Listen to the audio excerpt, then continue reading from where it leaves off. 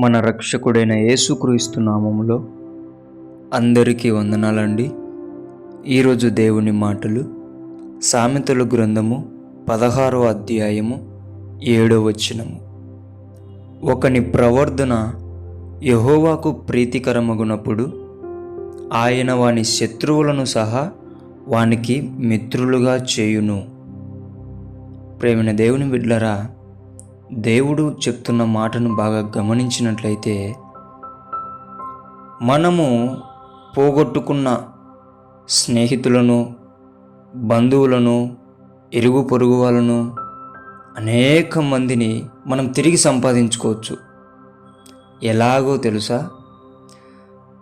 నీ ప్రవర్తన దేవునికి ఇష్టానుసారముగా మార్చుకుంటే ఎంతమంది నీకు విరోధంగా తయారయ్యారో వారందరూ కూడా నీకు ఇష్టలుగా దేవుడు తయారు చేస్తాడు.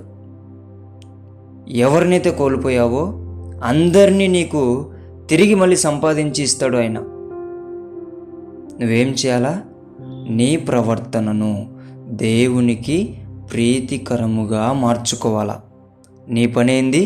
దేవునికి ఇష్టమైన ప్రవర్తనను నీవు ఆయనకు ఇవ్వాలా. అప్పుడు దేవుడు నీకేమిస్తాడు? నువ్వు ఎవరినైతే కోల్పోయావో, నీవు తప్పు చేసో, వాళ్ళు తప్పు చేసో, ఏదో ఒక విధంగా నీకు శత్రువులుగా తయారైపోయినారు, వారందరినీ కూడా దేవుడు నీకు ఇచ్చేయాలని ఆశపడుతూ ఉంటున్నాడు. కోల్పోయిన వాళ్ళందరినీ నీవు సంపాదించుకోవాలి అంటే నీ ప్రవర్తనను దేవునికి ప్రీతికరముగా మార్చుకో. కోల్పోయిన ప్రతి ఒక్కరిని నీవు సంపాదించుకో. దేవుడి మాటలను దీవించునుగాక. ప్రార్థించుకుందాం. యేసయ్యా, మీకు వందనాలు, స్తోత్రాలు ప్రభా. నీ బిడ్డలు ఎంతోమందిని పోగొట్టుకొని ఉంటున్నారు ప్రభువా.